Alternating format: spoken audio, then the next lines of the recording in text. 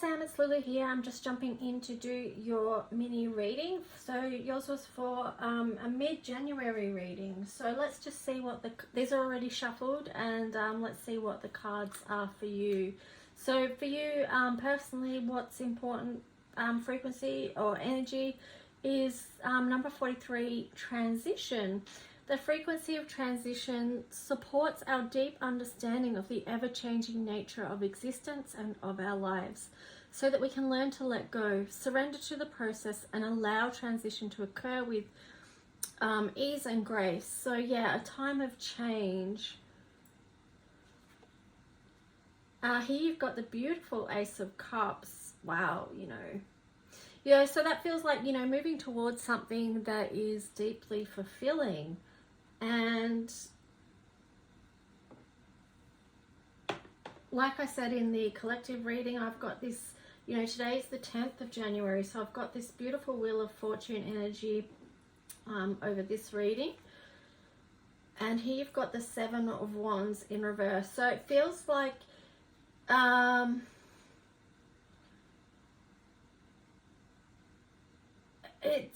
there's a few things with this card. So it's like you've already got what you need to be in this energy of creating what feels harmonious and beautiful to you, that feeling of contentment and being exactly where you're supposed to be, doing exactly what you're supposed to be doing, which will bring you to that place of feeling really good. So I feel like this could be, it's either grounding your gifts, like you've sort of had a chance to, see what your spiritual gifts are, and now it's, bringing them to earth and applying them here. Or it's the message to just focus in and hone in on one in particular, or to stop looking out there for what is it, that it's actually already within you. Here we've got, oh wow, and here you've got the 7 of Cups upright. That's very interesting. So yeah, it is about grounding your spiritual gifts here at this time. It reminds me of this pendant that I've made, and I've got to put a new cord on it. But that's essentially, this design came to me, and it is about walking that path of grounding our spiritual gifts, bringing heaven to earth and creating that here. And yeah, that's what this feels like. So let's just see. I'm getting to that you've got a lot of gifts as well. So then you've got here the 12th house, escape. So this is like Pisces energy is the 12th house here. So it's like there's what I'm getting. I mean, obviously there's a lot to that, but there's no boundaries on the level of creativity and flow that you can have. So don't limit yourself is what I'm getting with this. And also too that it's a 36, which is in the color mirror system, that's the gateway energy, and it's also number 9, reduces to number 9. So it is, birthing something new at this time. Also here you've got attachment, accumulation, defensiveness, and scarcity. That's interesting. Interesting in relation to this reading. Let me just set that aside for a minute while I can see. Here you've got 35, the inner guide. Okay, so these two together, what this is speaking is just it's like knowing that there is enough for everyone, that that you can have an open energy, that because some people sort of live in that space of if there's not enough room for everyone to succeed, or for everyone's dream to come true, or for everyone to be living a happy, abundant life, or whatever it is, that type of energy. So it's like, it feels like, to step into that expansive, open energy at this time, to free up spirit and allow whatever wants to be, without having a sense of tight control over that. Give room for spirit to move.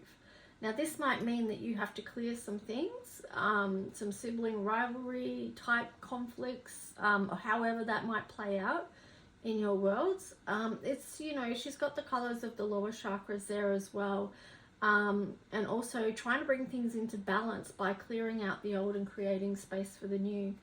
So yeah, so that's your mid reading for January, Sam, and I hope you found it helpful and encouraging. And yeah, I'll talk to you soon. Oh, before I do go, you've actually got 3 sevens here, because you've got 43, and then you've got 7 of Wands and the 7 of Cups. So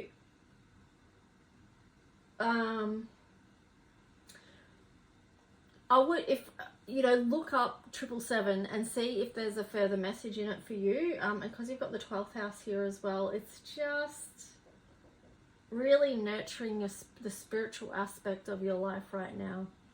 Okay, because that's going to feel really beautiful for you. Okay, so thank you, Sam. And now I'm going to move on to Leah. Okay, so let's see, Leah, what you get. Oh, you've got number 44, universal love. So the frequency of universal love activates the connection we feel to each other, to our planet, and to the whole of existence itself.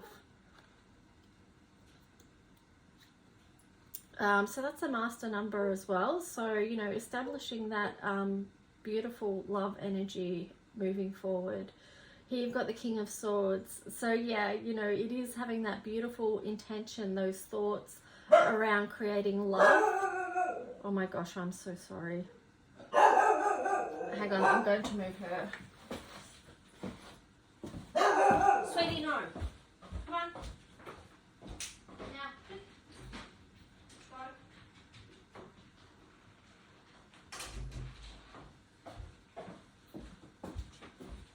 Sorry, Leah. You know what they're like. Okay, so yeah, just creating that intention of love as a foundation, even amongst challenge, because yeah, 44 is a master number, but then also too, it adds up to 8, and 8 does indicate challenge, but also too, it's infinity. Like, you know, we came here to love, that's who we are. Here we've got the 8 of Wands in reverse. So just take a moment to breathe and go within and see what the messages are that are coming in for you. I feel like this is more of an internal process rather than an external process, because it is in reverse. And then we've got the Queen of Cups here as well. So it feels like, you know, that's going to help with emotional well-being when you do tune into the messages that are coming from you, from your own higher self and such. And your own personal guidance. And here you've got Jupiter, abundance. So in relation to the rest of your reading, it feels like, you know, understanding that any challenges that we do go through ultimately are for our growth and expansion. So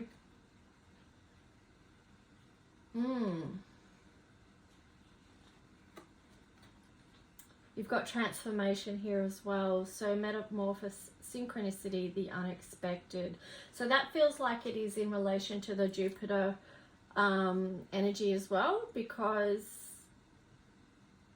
transformation is growth, you know, and it's hard to know what's going to happen this year and how it's exactly going to play out. You know, sometimes we might feel like, oh, it'd be handy to know exactly what's going to happen so we can just see it and know that it's coming. But if we just sort of sink into that thing of, okay, well, we are going through such a huge transformational times here on Earth, and if we can sort of view it as for our ultimate growth, you know, perhaps that's helpful. And here we've got the Sun energy as well. I feel like too, maybe that helps us to show up as who we are and who we were meant to be. Yeah, you've got the Sun, so the 5th house. It's interesting that it's got the infinity symbol here as well. And the bee. So, you know, understanding that we are part of community, it's important that we be who we be who we are, because the world needs our own unique codes that we came in with, our own unique pattern. You know, the essence of who we are is to share in community, and it's that thing of we all hold a particular part of the thread that makes things work and come together. So Fifth house here too is about fun and creativity. So, you know, making sure that you've got lightening up and having that time to express who you are in creative ways as well. So I'm also too getting with the bees, some healing remedies might be of benefit to you. Yeah, so anyway, let's just, also to the color yellow itself. Bringing that color yellow in to help ease any worries or anxieties. And yeah, but it's to do with, you know, the sun is you know, this the solar plexus energy as well. Anyway, Leah, this is your mid-January reading, and I hope you're well, and I'll talk to you soon. Okay, bye.